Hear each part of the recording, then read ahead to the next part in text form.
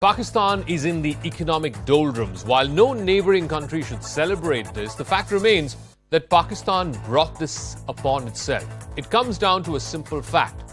If you have a military-industrial complex that uses jihadis as an instrument of state power and spends tens of billions of dollars on constructing that, both against India and against Afghanistan, at some point it is going to come back to bite you.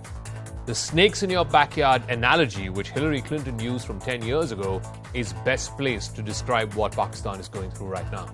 But the question is Pakistan learning the right lessons even today? 10 years after that comment was made and 20 years since the war on terror began, because look at what is happening right now between Afghanistan and Pakistan on their border right now.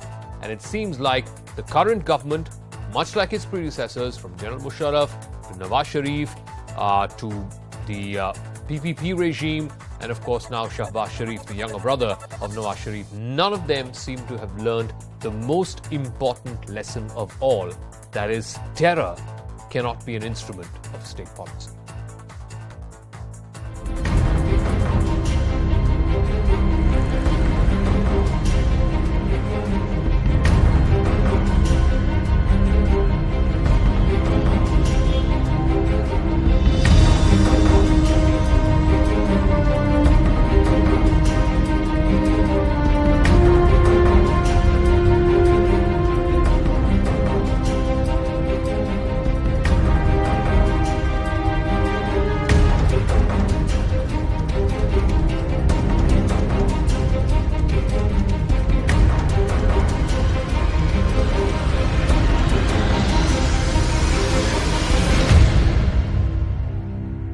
So Pakistan is stuck in what many are calling a vicious debt cycle or a circular debt trap, which is what happens when an entity which is facing problems, it is not able to pay its debtors, it's not able to make payments to its suppliers and to its creditors. First, let's break down what was this circular debt management plan that Pakistan came up with, which the International Monetary Fund and their representatives who are currently in Pakistan rejected. Pakistan called for an increase in the circular debt to the tune of 950 billion Pakistani rupees for the current fiscal year, as against an earlier projection of 1.5 billion. Now, the government made a case for needing an additional subsidy of 675 billion Pakistani rupees, despite increasing the power tariff. Pakistan had increased the power tariff in the range of 7 Pakistani rupees per unit for the first 2 quarters of 2023 and 1.64 Pakistani rupees for the third quarter, which was from June to August. But the IMF has questioned this on how the Pakistan government calculated this additional subsidy requirement. It has asked the government to raise the power tariff to 11 to 12 rupees 50 paise per unit so that the requirement of additional subsidy can be reduced by half. Now, the IMF's review mission arrived in Islamabad earlier this week as Pakistan is looking to unlock a $7 billion bailout that has been stalled since November. Now that the IMF has called Pakistan's circular debt management plan unrealistic, the Pakistan government will make changes to that policy to try and restrict losses, particularly in the power sector. The IMF and Pakistan's defense ministry will also have to work out a gap on the fiscal front, after which different additional tax measures will be finalized in an upcoming mini budget.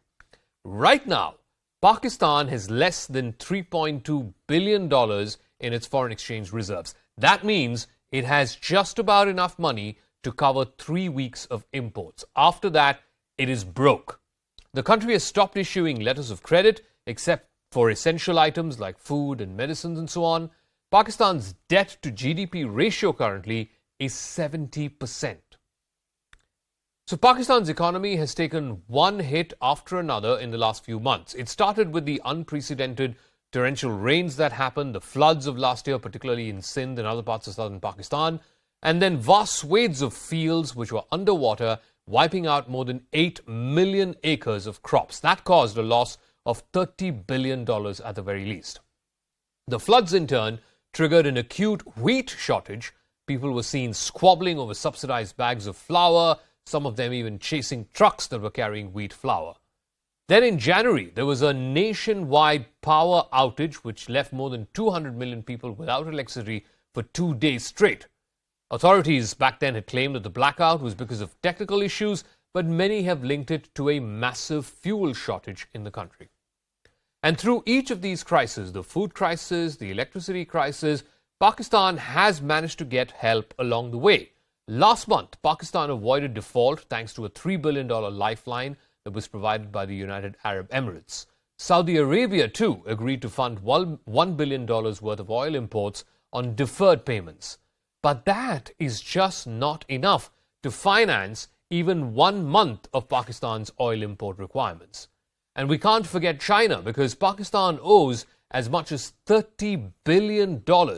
That is about 30% of the entire external debt of Pakistan owed to one single country, and that happens to be China. In fact, Pakistan's debt to China is 3 times more than the debt that it owes to the IMF, and it is greater than the borrowings from the World Bank and the Asian Development Bank put together. While the China-Pakistan Economic Corridor, the CPEC, has helped improve Pakistan's infrastructure, it has taken the country's finances to the cleaners. Total planned investment under CPEC is pegged at $62 billion between FY 2015, when Xi Jinping first visited Pakistan and made the announcement, and FY 2030. So basically, in 15 years, the total amount spent on CPEC would be $60 billion. Out of that, a shade under $30 billion, about 27.5 or so, have been realized so far, which means more than half are yet to be realized, yet to be invested. Pakistan's also expanded its electricity generation capacity under CPEC, but now it is unable to make the payments that are required to keep this electricity supply going to independent Chinese power producers. So to try and make up for the shortfall, Pakistan has approached the IMF. There's currently a team of the IMF that's going to be there till early February. 23 times since 1958, Pakistan has approached the IMF. That in itself is a record. No other country in the history of the International Monetary Fund has approached it for monetary help, for financial aid, as many times as Pakistan has done.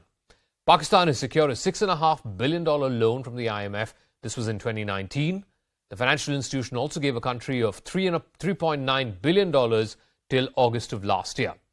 Now, even if the IMF were to release the next tranche, which is a little over $1 billion, it will not be enough to shore up Pakistan's foreign exchange reserves. Right now at $3 billion plus, it might go up to $4 billion, but that is still not good enough, because Pakistan's external debt alone is more than that, way more than that, perhaps even 10 times more than that. Meanwhile, the International Monetary Fund has told the Shahbaz Sharif government to cut down on defense expenses if it wants a bailout. And here's the interesting thing. Pakistan's defense budget is 41.5% in debt servicing. 16% of its entire requirements, its entire budget, goes into defense alone. And this is excluding pensions and salaries and so on. 8.5% for development, 7.3% for subsidies, a little over 7% for federal public sector, 6% for power sector subsidies, a little over 5.75% for the civil government, 5.5% for pensions, 1% for disaster provision, and less than 1% for education, and less than 0.2% or 0.2% for health. So the priorities between health and education, which should be the priority for any government, is just about 1%. Caught between the IMF's demands and the Chinese debt trap, is Pakistan going to be the country that goes the Sri Lanka way, the latest in South Asia to do so? Both Sri Lanka and Pakistan are in serious debt because of China. Sri Lanka last July was left without food, medicines, fuel. The crisis was so severe, it triggered a public uprising, literally, and forced Gotabaya Rajapaksa, the then president, out of power. Hundreds of thousands of angry Sri Lankans ransacked the presidential palace. They forced the Rajapaksa brothers, both president and prime minister at that time, to announce their resignations. Now, a bankrupt Pakistan is staring at a similar scenario. Prime Minister Shahbaz Sharif has resisted the IMF's demand to increase taxes and to slash subsidies because he's worried that this will have a negative impact on his party ahead of general elections, which are slated later this year.